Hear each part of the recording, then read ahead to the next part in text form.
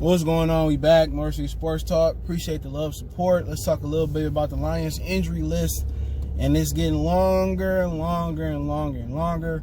Tomorrow, I might go ahead and do the Lions Packers live preview show. I might even do it tonight, depending on how my nights stack up. But no later than Saturday, I'll do it. But let's talk about what's the scenario going on with the Lions. And Joe Dahl is injured with a groin injury. He mysteriously popped up on the injury list. I guess it had to be yesterday or today. And apparently he got a groin injury. So, I mean, the Packers dealing with Kenny Clark with a groin injury. So, more than likely, when you're dealing with that injury, ain't no plan, right? Not probably for a while. So, basically, One Pride Nation, you check his channel out, he told me that Patricia said that Logan Stenberg has showed enough progress in training camp to be the starter. So he made the roster for a reason. So not sure Big V gonna play. I know he did some things. He was limited in practice. So if Big V do play, I mean, you can start him at the left guard position, or you can start him at the right tackle position. In worst case scenario, you can start Crosby at the left guard position. But before we get into the other laundry list of injuries, I want to say if Stenberg take this position and he does well, it's no point in giving the position back to Joe Dahl. Honestly, if he does well and he balls out, or he plays at least as good as Joe Dahl has played, at that point you might as well leave him in there. So this can become a positive. All right, this definitely can become a positive. And what I mean with it becoming a positive is, at the end of the day, Stenberg get in there and get experience. Now, I can't turn into a nightmare real quick. His dream of starting in the National Football League. Remember, the quickest way to the quarterback is in a straight line. Even though they put a lot of money on edge rushers, like Lawrence Taylor and, Bruce Smith. You keep going on, a great edge rushers of the past. And today, Von Miller, Khalil Mack, the list goes on and on. Shaq Barrett. That's not the quickest way to get to the quarterback. This is why John Randall made the money he made, undrafted, I believe. Reggie White was so dominant. The quickest way is to a straight line. And that's why the center and the guard is important. Because if you get beat like a turnstile, then, it's nothing that Stafford can do with pressure in his face. Now, if pressure comes around the edge, Stafford has the opportunity to step up in the pocket or move the opposite direction where the pressure is coming for him and, salvage the play. But if pressure coming straight up the middle, quick, it's no hope, especially running the ball. So we're going to see what Stenberg got. It looks like he need to get stronger in his base, but other than that, you drafted him for a reason. Now you're starting 2 rookie guards. Now you're starting with a third-year player in Frank Ragnow. That if they do well and gel together, there's no point. There's no point of putting Dahl back in there. It just doesn't make no sense. It makes no sense at all. So now you got hopefully it works out. You got your interior for the next 3 years, whoever is the coach. And we're going to talk about in the next video about, what it's going to take, how long, or what it's going to take for Patricia to be fired. But I'm excited for Stenberg to step in. Most definitely. I'm excited to see Jeff Okudah Sunday. We talked about that yesterday or last night. But yeah, Stenberg, congratulations. He step in there and do well. Hopefully he do. But at that point, if Big V don't play, then you talking about you got two people in Crosby and Stenberg who wasn't even meant to start. So we'll see pretty much how it go down. But there are more injuries. Golladay, he missed practice today. Trufant missed practice today. So it's looking more than likely that they won't play Sunday, and that's a huge blow. Golladay, once again, not practicing with the hamstring. I mean, you need him in this type of game. But the positive, before we harp on the negative, is that Quintez Cephas is going to get more experience. Another game, more experience. So hopefully he step up and he do well. But with Golladay being out again, it's at the point where, if they lose another game, he's just showing his work. Whatever reason it is, they just refusing to play him. I can see if he had a broken leg or he had a blown ACL and you waiting to see what he look like coming back. The Lions just continue to lose respect. You want to know why free agents don't want to come here? most NFL teams, they want to use anything in the book not to pay these players, right? But when a guy like Kenny Golladay, you don't hear about him missing meetings or being late too often. You don't hear about him having no off the field issues. You know, he seems to be a good guy. He improved each one of his years in the National Football League, and you know they don't want to pay him. You know what I'm saying? And you can say a guy like Darius Slay or Quadre Diggs went out the wrong way. Guess what? The results was the same. Say what you want to say about Ndamukong Suh, you know, the results was the same. No matter how good or bad you are, the Lions just ain't trying to pay people. And that's just what it boiled down to. So with him not playing, that's a huge blow. Because what you got to understand is when you put a Golladay out there, they roll coverage this way. They give special attention this way. That frees up for Amendola to get one-on-ones and Marvin Jones to get one-on-ones. Every pass catcher is hurting, and the quarterback is hurting. The line is hurting. You know what I'm saying? When Kenny Golladay don't play, everybody get more work on their plate. Everybody got way more work to do, and that's the difference. Him out there, the Packers got to pay special attention, roll covers to him.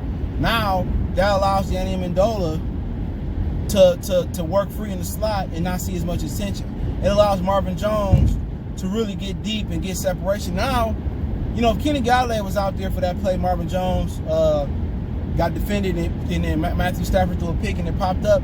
If Kenny Golladay was out there, that play probably would have been open.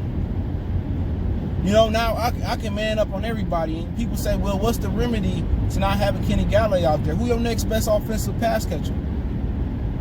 It's T.J. Hockenson. You know, he got the best matchup. I mean, bring the Packers linebacker out for the season or whatever it is. That's the remedy. The remedy, like Hennessy. You know what I'm saying? That's the remedy. Designed to put Kenny Golladay, designed to put T.J. Hockenson in a lot of different positions where they can't double or triple him. There's ways to do that. You know what I'm saying? Like they put him in motion. You know, he outran. If they put a bracket on, he outran it. He should have no less than 20 targets on Sunday. That's a lot of targets, CJ. Yeah. Joe Burrow just threw for 61. Joe Burrow just threw for 61 passes the other day. You know, but yeah, 20 targets. And I'm expecting 15 catches. He got a great matchup on Sunday. So when they start paying attention to T.J. Hockenson, the attention can suck into him, and then that takes the load off Marvin Jones and Danny Amendola and this guy and that guy. So, yeah, but Trufant being out, I mean, you got Okudah in there. At this point, Trufant is a better player, more reps. You know what I'm saying? Longer. He had longer tenure in the league.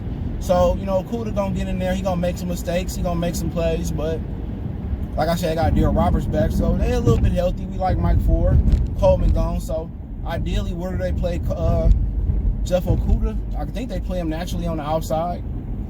And I don't know who plays on the inside, you know, but in Ohio State, he traveled, so he can play the nickel. So maybe you put him in the nickel.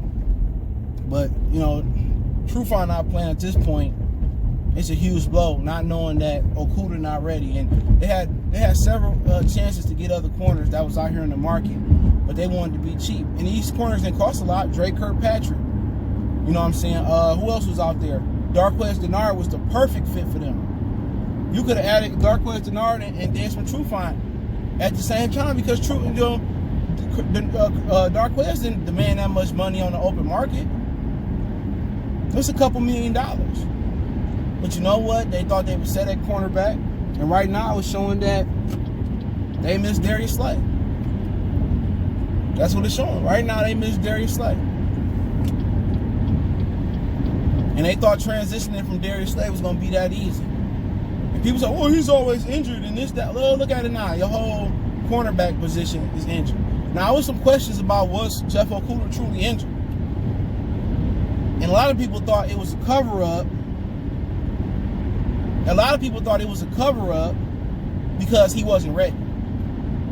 So, or without taking backlash, the Lions said he had a hamstring injury.